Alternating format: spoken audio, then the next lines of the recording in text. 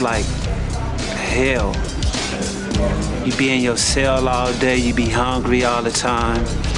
This ain't a place to come because it's rough in here.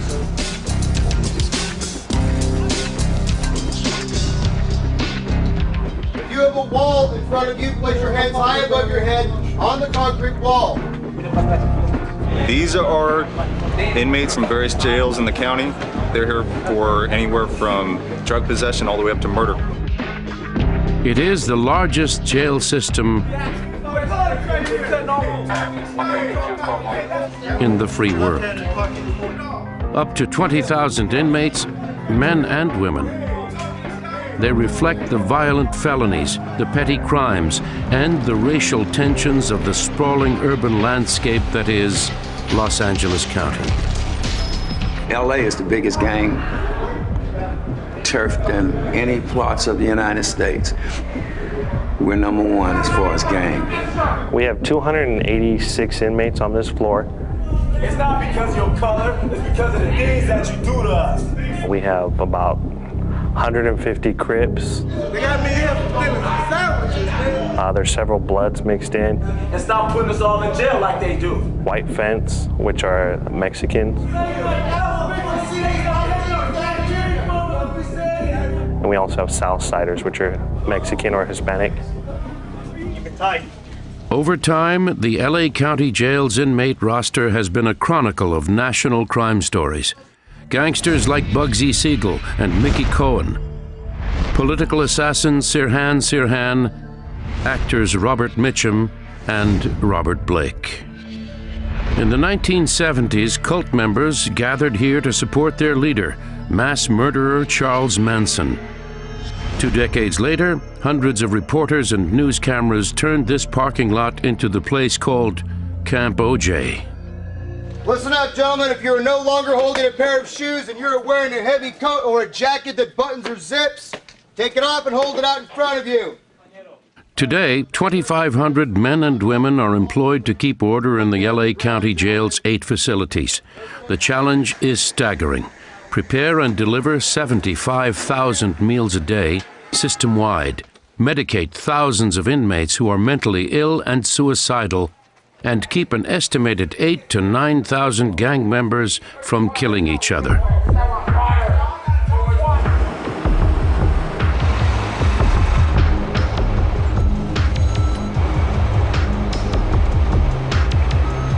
This is where it begins. A bus terminal for hundreds of prisoners arriving for their first night in jail.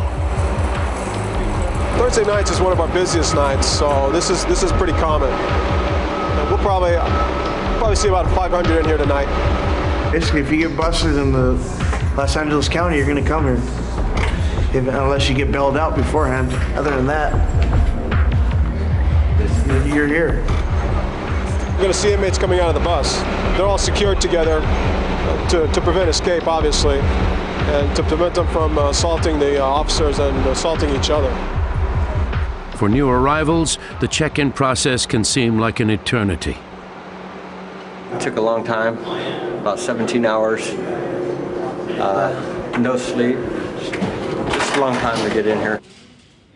A lot has changed here since the old days of manual fingerprinting and black and white mugshots.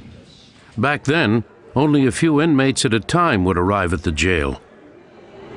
Everyone leave your hands where they are. Back up. Today, 200,000 men and women are pressed through the jail's intake center each year.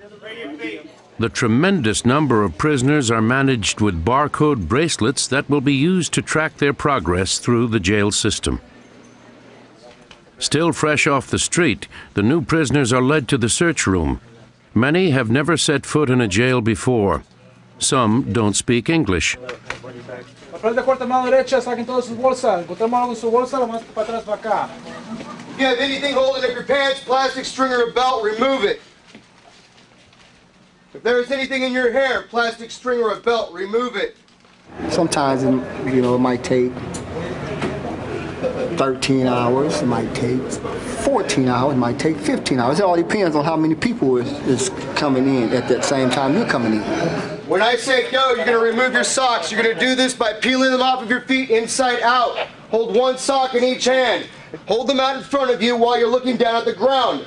Do not shake them, wave them, snap them, or swing them. Go.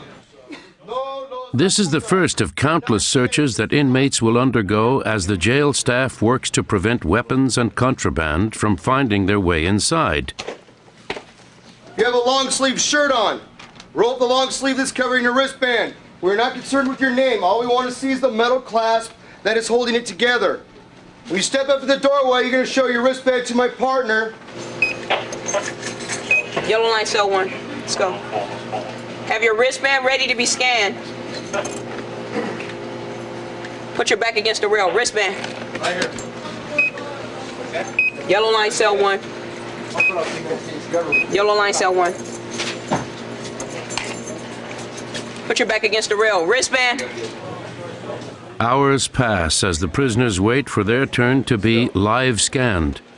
This biometrics process, adopted in 1993, will scrutinize and record each inmate's physical likeness and fingerprints. But even after 4 hours or more inside the maze of corridors and search rooms, the new arrivals have only begun their transformation from individual to inmate. From here, it's to the showers. And basically, every inmate that comes in here gets a shower. I want to keep lice and other little diseases out of our jail. Come on, guy, hurry up. Up to 100 prisoners are showered here at a time. Oh, line marking. They emerge wearing jailhouse jumpsuits and proceed to medical screening. Take any medication? No. Have you ever taken psychiatric medication? No. Here, they wait again for their turn at the medical window. You hear voices that no one else can hear in your head. Yeah. The only food they will see for 12 hours or more is a jail sandwich. Like a nightmare. All-day process. You wait, you wait, you wait, you wait, you know.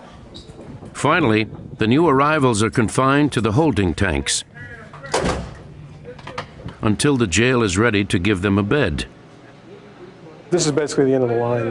They either go to Men's Central Jail, which is in that direction, or over to Twin Towers Correctional Facility, which is right over here behind us. It is a routine that has gone on in the Los Angeles jail since 1926. And while the scenery has changed, the experience remains the same for new inmates today. What awaits is a grueling and sometimes terrifying journey through a world that was unimaginable only hours ago on the street.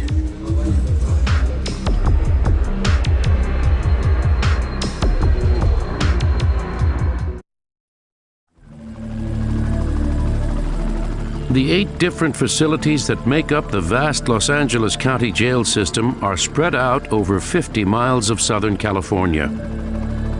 It all began with a single building that now stands empty. The county's original jail, the Hall of Justice, opened its doors in 1926 with just over 500 cells on top of a 15-story granite tower in the heart of Los Angeles.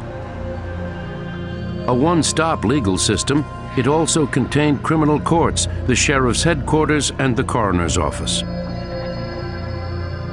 The Hall of Justice has also done its share for Hollywood. The landmark edifice is familiar as headquarters in television shows like Dragnet and Get Smart. After the Northridge earthquake of 1994, the building was red-tagged as unsafe and officially closed. Today, the centerpiece of the LA County jail system is a penal colony a few blocks away. It consists of the Men's Central Jail and the Twin Towers Correctional Facility. Together, their inmate population is over 11,000 men and women, more than half of the entire system. The jails are operated by the Los Angeles County Sheriff's Department. The complex is the first assignment for most graduates of the academy. Well, basically, everyone starts out in custody, and you do however many years here until you get to your patrol station, so we're all on a waiting list. And meanwhile, this is just a very good learning experience. You learn how to communicate, you learn the workings of basically who you're going to be dealing with out on the street. So it's actually a benefit to be in here.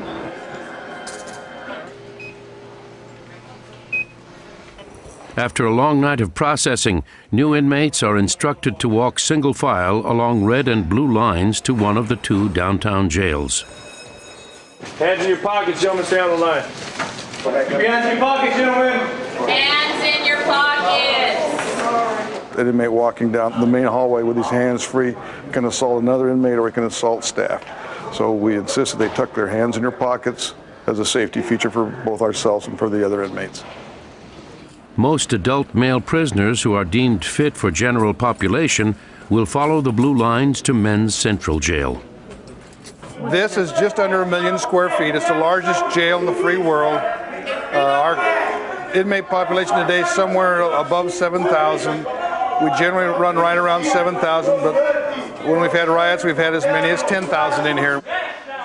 It's a lot of inmates, and they're in for a myriad of charges. Multiple murders, rape, robbery, burglary, every charge known to man, they're in here for. I got 25 years to life in the penitentiary, man. And I ain't never going home. Inside the windowless jail, deputies called prowlers patrol the dim cell blocks with flashlights, checking for drugs, homemade liquor, and weapons. Just as a general rule, you don't step right close to the bars. You could always get stabbed through the bars. You know, if you get too close, you can get grabbed. Sometimes, if they're in a bad mood, there's something going wrong with the module, they might throw stuff at you. It could be bodily material, fluids and stuff, the fun things. Module 4700 is a high-security area. Most inmates in this module have been sentenced and are awaiting transfer to a state prison like San Quentin or Pelican Bay. Life without. I've been sentenced life without. I'll be gone about 2 weeks. Ryan Willis has been here 37 months. He was convicted of murder with special circumstances. Willis maintains he is innocent. He says the jury found him guilty of lying in wait and incinerating his victim. We're living in here, and cold and freezing in here, and life is hell in here. You know, it's miserable. You know, I've been miserable since I've been in here. You know, food's cold. You know, we don't get no assistance around here. Deputies full of crap. Opened in 1965, the Men's Central Jail is crowded. Modern standards for new jail construction require more spacious accommodations. With so many men to house, improvement is difficult. We're just overcrowded. You know, that's just a fact of life. And we just do the best we can, try to keep them off the floor. 7,000 men, as many as 6 to a cell. The challenge for inmates is not only physical, but mental. It's just all about respect. If respect is given, then it's no foul-ups, it's no mess-ups. But if it's disrespect, then you can have a problem. Deputies could have an actual problem on their hand. Like many inmates here, Terry Clemens is from an area of Los Angeles known as South Central. Shootings, drive-bys. You know, and I was walking out of the store, and 4 guys tried to rob me. And I took a knife. Fortunately, I'm still living. That's South Central, LA.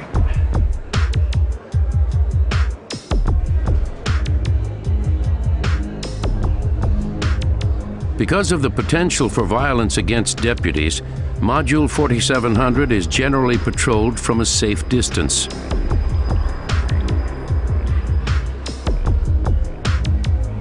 We call it the hamster tube, but that's kind of a nickname for it, but that's inside the officer's area, and he keeps him out of danger. He's locked in there, can't be got to by the inmates, and he can see inside all the cells on each side of the tube. The tubes are kept dark so that inmates in the cells cannot see past the one-way glass. They do not know they are being observed until it's too late. They do a lot of illegal stuff while they're in jail, such as maybe smoking drugs or marijuana, what have you. They make a lot of different shanks, like the jailmade knives. They make a lot of those in here. We can obviously observe for that. While Officer Fleischer's watch proceeds without incident, Sergeant Michael Winters prepares to enter another cell block. Its long, forbidding walkways are called freeways. Okay, we're going down one of the freeways or one of the rows in this disciplinary module. It's 26 cells per row. There's 4 rows per each of the 2 modules. This is all for inmates who violated jail rules. This is where all the people that run amok on the streets that you read about in the newspaper, this is where they come. And if they are so dangerous once they come in here that they can't be taken elsewhere in a less secure surrounding, this is where they come. This is where the worst of Los Angeles County gets to live. Moments after Winters' arrival, he spots a familiar problem. Floor is wet because somebody from the smell of it flooded his cell.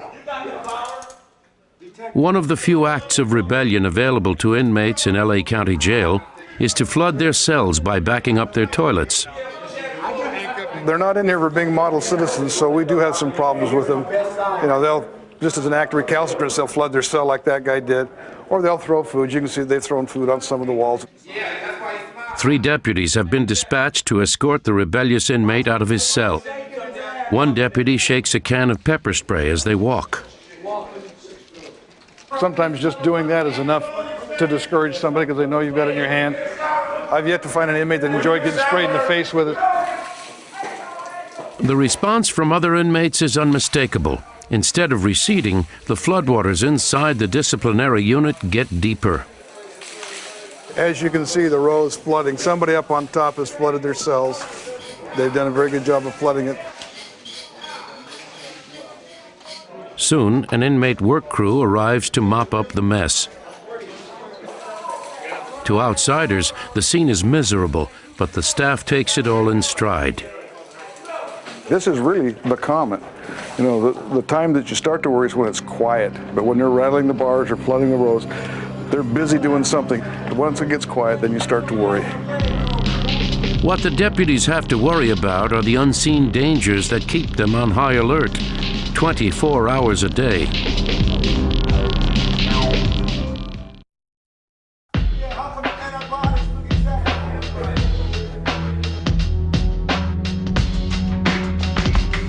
We are in LA County Jail. Anything can happen in here, you know. You can have a week left and something can happen. You know, tomorrow's not promised to nobody. It's all up to you. You know, it's a scary place in here. Men's Central Jail, Los Angeles, California. It is a mind-numbing maze of corridors, tunnels, and steel stacked 5 stories high. The largest facility of its kind in the United States.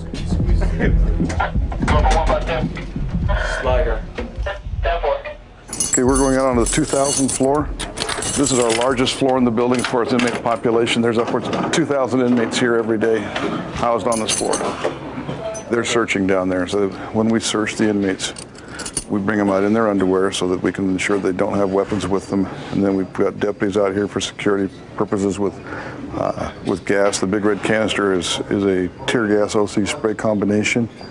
And the other weapon is a pepper ball gun. Inside this 1 million square foot facility, searches or shakedowns occur almost every day. The safety of inmates and deputies is at stake. On this day, deputies have just completed a search of a dormitory that holds 50 men, a shower, and a toilet. It was converted from a recreation room at a time when crowding forced prison officials to add more beds to handle the rising population. This has all been found on this floor. What we have here is some shanks that have required a little bit of work. These are, this is pretty much the bracket of the underside of a bunk. Well, this stuff looks screwed, but it's pretty dangerous, plain and simple. It's got a good handle.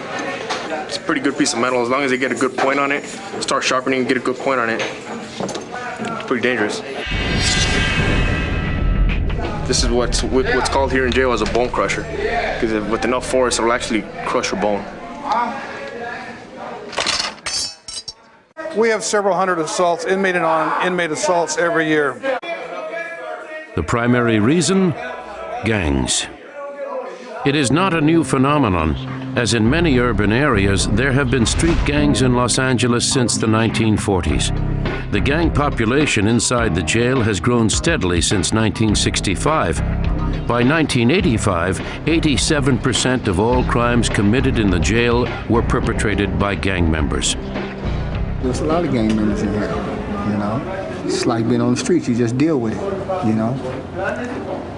But in here it's a little bit more cliche, because you might go in a cell with, you know, all kind of different gang members that, you know, they might not like you, you might not like them. Other than on the streets of Los Angeles, Men's Central Jail has the highest concentration of gangs in the city. The most powerful is the Mexican Mafia, which expects Hispanic gang members to pay taxes in the form of money, drugs, or outside food to Mafia representatives in the jail. Those who don't pay are marked for retribution. They are called green lighters. Green lighter is a gang inmate, usually an Hispanic inmate, who's fallen out of disfavor with his gang, and so somebody puts a green light or a go light to say it's okay to go ahead and kill or injure this inmate. To counter the violence, county officials set up Operation Safe Jail to monitor and manage the custody of known gang members.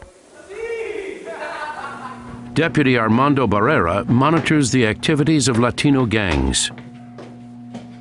Here is Module 35 and 3700, what's come to be known as the gang module. So we're united, we take care of each other, we help each other. Southern United Raza. Southern United Raza. The majority of them are already 3 strikers, 25 to lives.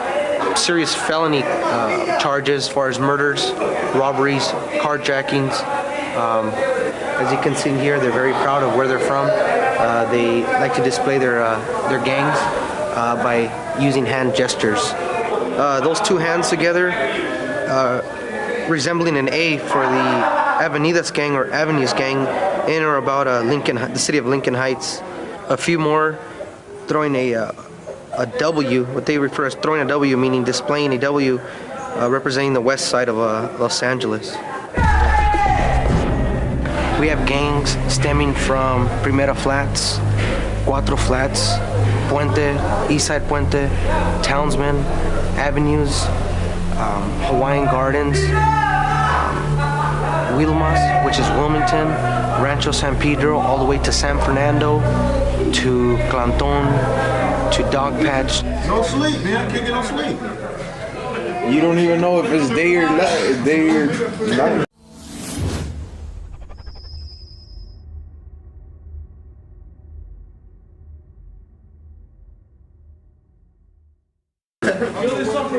A wall of snapshots in the gang unit office confirms the diversity and numbers of gang members inside the LA County Jail. The majority, they tattoo their gang, their city, their area codes, their monikers, maybe pictures of their children, their wives, names of their dead homeboys. The inmates in Men's Central Jail represent the streets and neighborhoods that make LA County one of the most diverse populations in the country. Listen up, there shouldn't be any talking in my lines. Keep your hands in your pockets, shoulder against the wall, keep my line moving. That diversity is very apparent in the section of the jail where the prisoners wear bright yellow pants to distinguish them from the general population. This is Module 5200, better known as the gay dorm. This is a dorm that holds homosexuals. There's over 80 inmates. We can hold about 120 inside here. I'd say the 2 main crimes in here would be drug possession and prostitution. I have drug charge, possession of methamphetamine. I was sentenced to 16 months for about $20 worth of speed. Homosexuals are often targets of violent assault in jail. They have been kept separated from the general population since 1975, when the first gay housing unit was established at the original Hall of Justice jail. Today, this protective measure brings its own set of challenges. 12% of the inmates are HIV positive. While jail policy prohibits sexual activity, it is impossible to stop. In 2002, an outside agency was allowed access to the gay dorms to distribute condoms, a progressive move in the effort to slow the epidemic of HIV among the men crowded inside LA's Men's Central Jail. Across the street, connected by a windowless sky bridge, there is another kind of fortress. Thousands more men and women are confined to the high-tech compound known as the Twin Towers.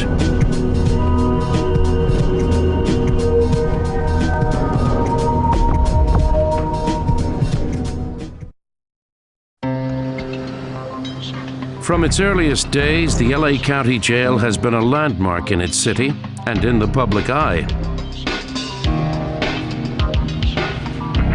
I think every time that I walked into the Hall of Justice, there was a sense of mystique, of history, of past fame, if you will, and glory, because it really was the focal point of justice in the county. And so while you had the coroner's office that processed all of those unfortunate deaths, if you will, of stars, starlets, people that were famous throughout the world, you also had all of the trials that were going on. The trial of actor Errol Flynn on charges of statutory rape took place here in 1942. Because of his reputation as a Casanova, his acquittal fostered the phrase, "in like Flynn." In 1949, actor Robert Mitchum, known at the time for his roles in The Big Steal, Out of the Past, and 30 Seconds Over Tokyo, spent 2 months in lockup for possession of marijuana. In 1962, one of the most beautiful and famous women in the world graced the hall with her presence. In the morgue, Marilyn Monroe was autopsied here after an apparent overdose of sleeping pills. 6 years later, Los Angeles coroner Thomas Noguchi conducted the official autopsy on the body of presidential candidate Robert Kennedy.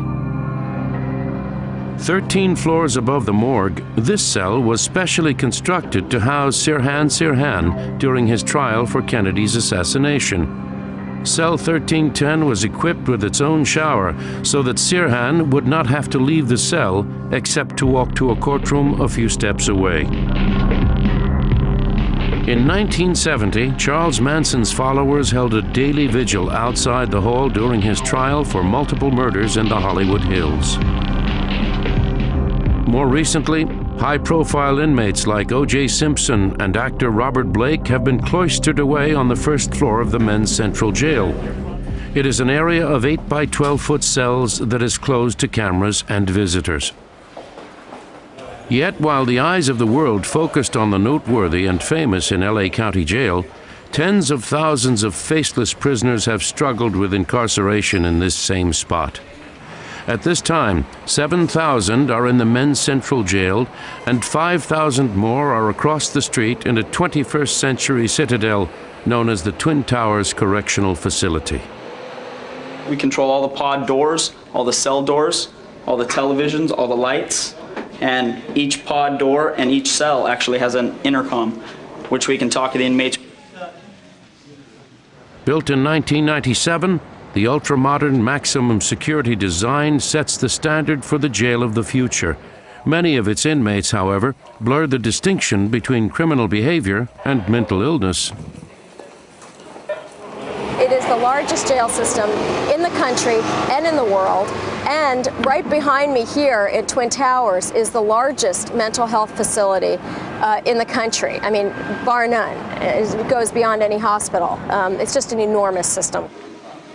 Tower 1 holds 2,000 male inmates who receive psychiatric care and medication, or who are classified as violent sexual predators. This is Twin Towers Module 152. The men are watched around the clock from a control station whose panopticon design allows a deputy to look into each of the 96 cells within the module. Over here in D-Pod, we have gentlemen sitting around watching TV. E-Pod, we have some more inmates lined up on the stairs, waiting for chow. F-Pod, a couple guys using the phones, a couple guys watching TVs. Guys up on the stairs trying to do exercise. Thick security glass stands where one expects to find bars. It reduces all but the loudest shouts to a low whisper. The calm extends to the deepest recesses of the Twin Towers jail. It's an area called the Medical Services Building, separated from the rest of the prison by its own electronic security doors. This is the place where the jail's most mentally disturbed inmates are cared for. Well, they have bipolar, schizo, you name it. They have it all. We have it all here.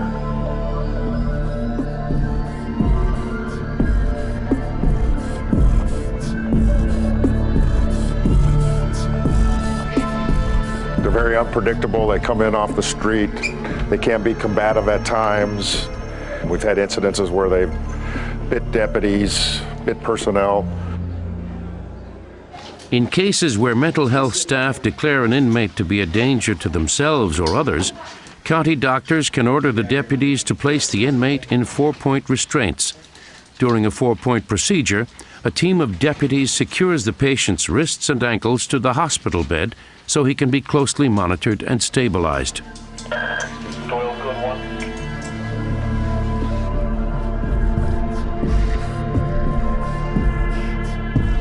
This one here happens to be a spitter, so it gives everybody a heads up that if you open the door, he may spit on you. While the Twin Towers jail continues to cope with its mission as one of the largest mental hospitals in America, the Towers must also face the problem that plagues every jail ever built: escape. The most celebrated occurred in the summer of 2001 when inmate Kevin Pullum was returning to jail from court after being convicted of attempted murder. This man made a fake ID badge using a picture of Eddie Murphy from Dr. Dolittle 2. That was the hot movie of the summer. He had his court clothes, so he changed back into his regular court clothes from his jailhouse uniform and literally walked out the door. A routine scan of wristbands confirmed one inmate had not returned from court. That's when we started reviewing our video, and we reviewed it, and he was on it. And the last shot of him is walking out the front door. So it was quite embarrassing at the time. In fact, it was a little bit humorous because he got into the elevator and he apparently didn't know which button to push. He ends up pushing the wrong button. He goes downstairs into where the kitchen area is of Twin Towers. He walks out, he sort of looks around, he gets back on the elevator, he goes back up. This time he's at the right floor, gets out, and then you see him just kind of shows the little ID, walks right out the door to freedom. Kevin Pullum's freedom lasted only 18 days. He was captured on Skid Row, just a mile from the jail. As Pullum was processed back into the jail system, he likely saw more fortunate inmates awaiting a more favorable routine, one that is repeated hundreds of times each week at LA County Jail: the walk to freedom.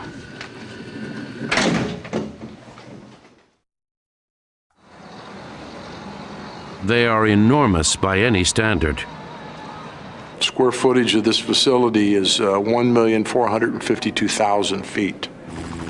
A monument to crime in Los Angeles County, these Twin Towers stand side by side but carry out very different missions. Tower 1, the men's side, mental observation and medication. Then there's Tower 2. Tower 2 is mainly female inmates, and it's the only female housing in the county of Los Angeles for female inmates. Can't get a job anywhere. It seems like nobody wants to hire me. I talk different, I act different, and everything, you know, not the same culture. End up prostituting on the streets. Here I am in lovely, free California hotel. Until 1997, when the Twin Towers was opened, female inmates in LA County were held in a separate facility, the Sybil Brand Institute. For the most part, their crimes were no different from the 2,500 women who are locked in Tower 2 today. They are here for anything from drug possession and prostitution to robbery and murder. Well, I don't have a room. I sleep out here. This is 252C pod. This is the day room where we watch TV, play cards. This is where they talk on the phone over here and stuff. That's the bathroom. And this is where we sleep. Oh, clown stuff. That's what she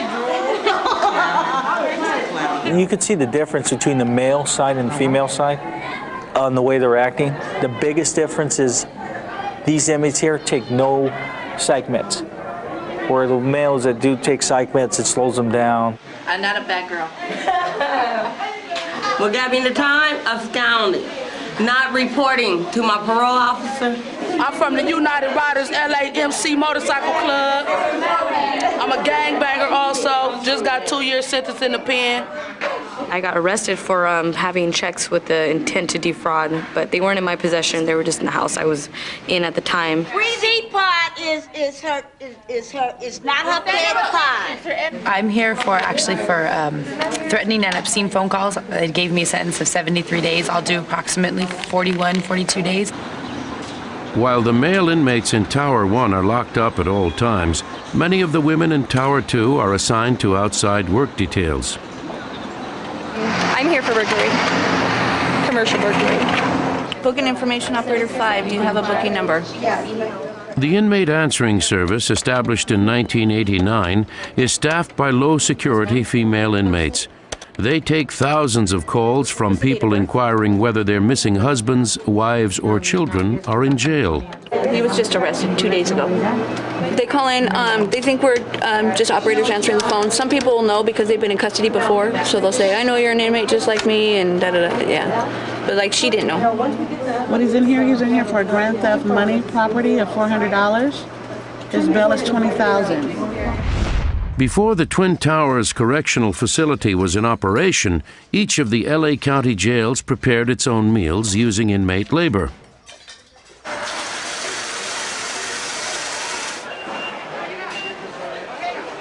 But today, the meals are prepared in the Twin Towers' massive central kitchen, and the female inmates carry out the daunting task. They must prepare enough to feed the inmates and staff at the Twin Towers Jail and the Men's Central Jail across the street. They're making about 45,000 meals a day. Smells like chicken. Burritos for the staff, but they're having like a goulash type of thing. Macaroni, hamburger, all mixed together with like a spaghetti sauce. The real name is hamburger casserole. We're making enough for 14,000 inmates. And what that entails is about 2,160 pounds of ground chicken, 840 pounds of elbow macaroni, 48 pounds of beef bouillon, 330 pounds of diced celery, and 330 pounds of diced onions. Also, 1,660 pounds of vegetables. I was caught shoplifting in a Macy's department store, and I took a sweater, and that's why I'm here. The food is packed into thermal containers designed to keep it warm on its journey through the Twin Towers Correctional Center and across the street to Men's Central Jail. But inside Men's Central, the mess halls stand mostly empty. The majority of the 7,000 inmates are fed in their cells as a safety measure. The violence level in this jail is now to the point where if we put 150 inmates in the cafeteria to eat, throw the bodies out the door once they started fighting. Thank you for this AFDA-approved recommended daily allowance of lunch. A small number of inmates deemed to present a lower risk for violence will be served in one of the few remaining cafeterias. The meals are supervised from above by deputies specially trained in the use of non-lethal force. They are authorized to fire chemical agents into the group to stop a disturbance before it can grow into a riot. At the Twin Towers Jail, 5,000 more meals arrive that will be served directly in the high-security pods. To your right hand, 4 fingers flattened together.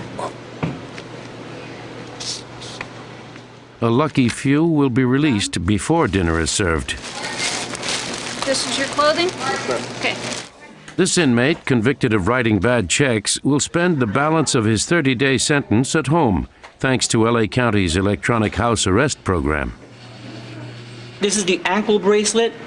It sends a signal to the main unit that's connected to his phone line, that's connected to the company computer. It monitors all his movement at home, at work, or wherever he may be at while he's on the program. All right, Walters. 059. Need you to sign for your clothing. Inmate Eddie Walters has been here 4 months. Larry Dixon, a week. Gentlemen, hurry up and get dressed. Get dressed, get dressed. I go back to my neighborhood. I go back to my home, and I continue living. And hopefully, I don't ever have to see these doors ever again. For most short-term inmates, the trip through LA County Jail will end as it began, only in reverse. They put on their street clothes, All ready to go. they sign for their personal belongings, Okay, watch. then they cut off their wristband. Adios.